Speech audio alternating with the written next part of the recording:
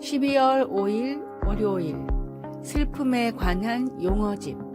영어에는 자식을 잃은 부모를 지칭하는 단어가 없습니다.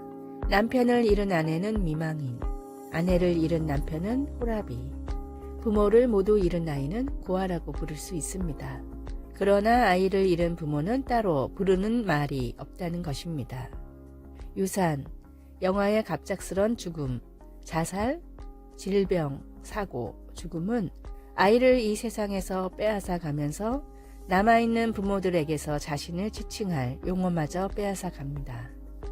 그러나 하나님은 독생자 예수님이 십자가 위에서 돌아가시며 아버지 내 영혼을 아버지 손에 부탁하나이다 라고 하나님을 부르신 것과 같은 통렬한 슬픔을 잘 이해하십니다. 하나님은 예수님이 이 세상에 태어나시기 전에도 아버지이셨고 마지막 숨을 내쉴 때에도 아버지이셨으며 그분의 아들이 굳어진 몸으로 무덤에 누일 때에도 여전히 아버지이셨습니다. 오늘도 살아계시는 하나님은 모든 부모에게 아이가 다시 살아날 수 있다는 희망을 주시는 부활하신 예수님의 아버지이십니다. 이 세상을 위해 그리고 당신과 나를 위해 그분의 아들을 희생시킨 하나님 아버지를 당신은 어떻게 부르십니까? 아버지입니다. 여전히 아버지이십니다. 슬픔에 관한 용어집에서 상실의 아픔을 표현할 단어를 찾을 수 없을 때에도 하나님은 우리의 아버지이시고 우리를 그분의 자녀로 불러주십니다. 말씀, 예수께서 큰 소리로 불러 이르시되 아버지 내 영혼을 아버지 손에 부탁하나이다. 누가복음 23장 46절. 찬송 424장 아버지여 나의 마음을. 기도, 사랑하는 하나님 아버지, 저의 아버지가 되어주시고 저를 아버지의 자녀라고 하시니 감사합니다. 예수님의 이름으로 기도드립니다. 아멘.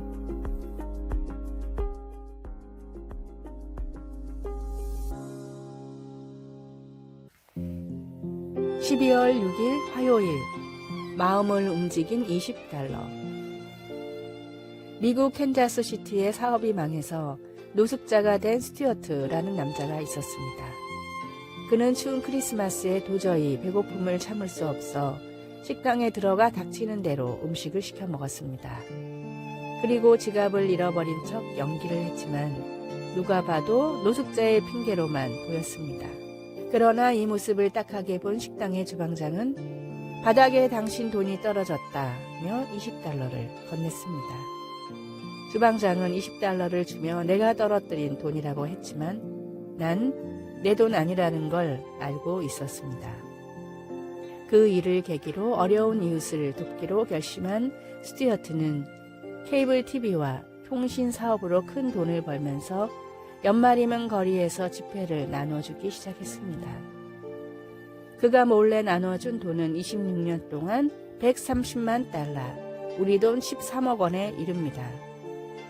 26년간 크리스마스에 몰래 이웃을 찾아가 돈을 나눴던 스튜어트는 식도암에 걸리자 그동안의 선행을 모두 공개하며 은퇴를 선언했고 이제 다른 얼굴 없는 산타들을 통해 아름다운 나눔이 미국 전역에 이루어졌으면 한다는 바람을 전했습니다.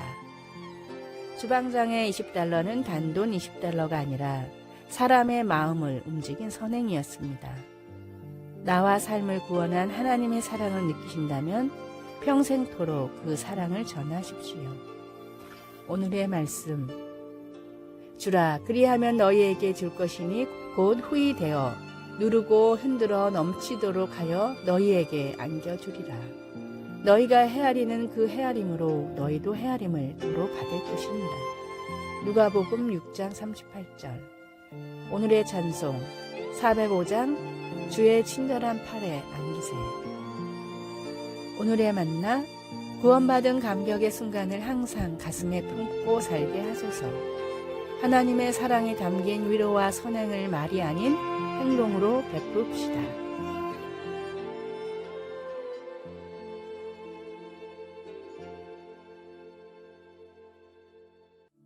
12월 7일 수요일, 교회 공동체는 필요합니다.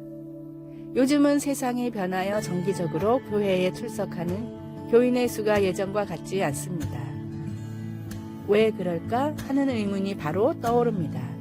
그에 대한 답은 많고 다양하지만 작가 캐슬리 노리스는 우리는 왜 교회에 갈까? 라는 질문에 어느 목사님이 주신 답 하나로 여러 답을 대신합니다. 그는 우리는 다른 사람들을 위해서 교회에 갑니다. 거기엔 당신을 필요로 하는 누군가가 있을지도 모르기 때문입니다. 라고 말했습니다. 물론 이것이 우리가 교회에 가는 유일한 이유는 결코 아니지만 그의 대답은 히브리서의 마음과 일치하고 있습니다. 히브리서는 신자들에게 믿음 안에서 인내하라고 권면하면서 그 목표를 위해 모이기를 패하지 말라고 강조했습니다. 모이지 않으면 서로 격려하는 중요한 일을 하지 못하기 때문입니다. 우리는 서로 돌아보아 사랑과 선행을 격려하기 위해 상호 간의 격려가 필요합니다. 여러분, 누군가 당신을 필요로 할지도 모르기 때문에 함께 모이기를 계속 하십시오. 어쩌면 반대로 당신에게 그들이 필요할지도 모릅니다. 말씀, 모이기를 패하는 어떤 사람들의 습관과 같이 하지 말고 오직 권하여 그날이 가까움을 볼수록 더욱 그리하자. 히브리서 10장 25절. 찬송 221장 주 믿는 형제들. 기도, 다른 사람들과 함께 예배하고 하나님의 이름을 찬양할 때 아버지의 이름으로 사람들을 격려할 수 있도록 도와주소서. 예수님의 이름으로 기도드립니다. 아멘.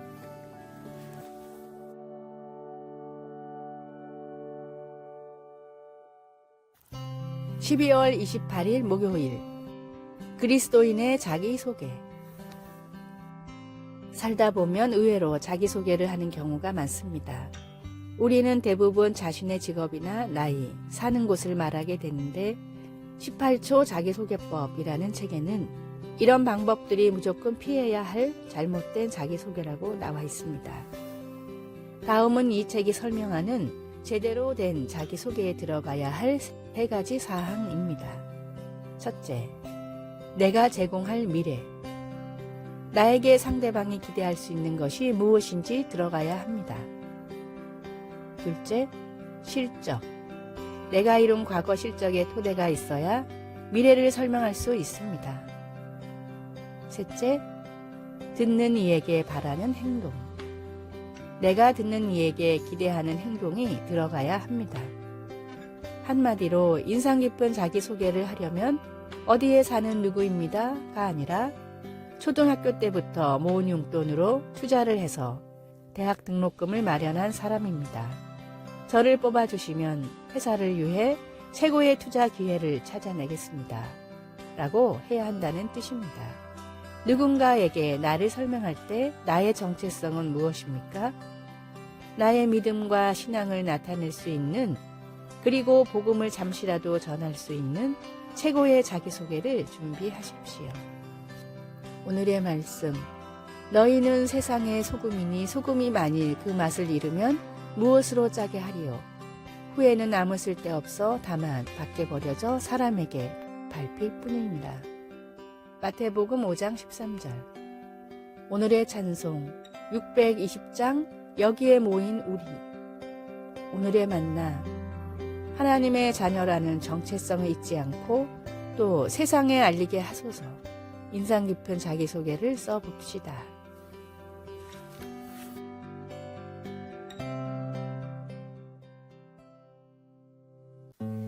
(12월 9일) 금요일, 지금 세대.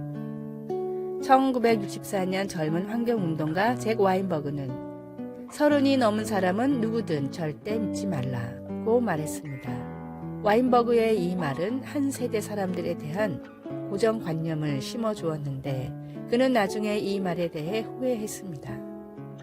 내 머리에 문득 떠올라 말한 것이 완전히 왜곡되고 오해를 불러일으켰다고 회고했습니다. 밀레니엄 세대를 폄하하는 말을 들어본 적이 있습니까? 혹은 그 반대는요? 다른 세대를 향한 그릇된 생각 때문에 세대 간의 통로가 막힐 수 있습니다.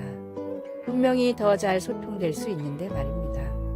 히스기야는 훌륭한 왕이었지만 다음 세대에 대해서는 관심이 부족했습니다. 젊은 시절 히스기야가 불치병에 걸렸을 때 그는 하나님께 살려달라고 부르짖었습니다. 그래서 그에게 15년의 삶을 더해 주셨습니다. 그러나 히스기야는 그의 자녀들이 언젠가 포로로 잡힐 것이라는 무서운 소식을 듣고도 눈물 한 방울 흘리지 않았습니다. 그는 적어도 자기 시대에는 평화와 안전이 있을 것이라고 생각했습니다. 히스기야는 자신의 안위에 쏟은 열정을 다음 세대를 위해서는 보여주지 못한 것 같습니다. 하나님은 우리를 나누는 세대 간의 벽을 넘어 사랑하라고 하십니다. 나이든 세대에게는 젊은 세대의 참신한 이상주의와 창의성이 필요하며 반대로 젊은 세대는 윗세대의 지혜와 경험에서 도움을 받을 수 있습니다. 말씀. 히스기야가 낯을 벽으로 향하고 여호와께 기도하여 이르되. 열왕기하 20장 2절. 찬송. 225장 실로암 샘물가의 핀. 기도. 하나님 아버지, 나와는 다른 세대들을 존중하며 소통하게 하소서. 예수님의 이름으로 기도드립니다. 아멘.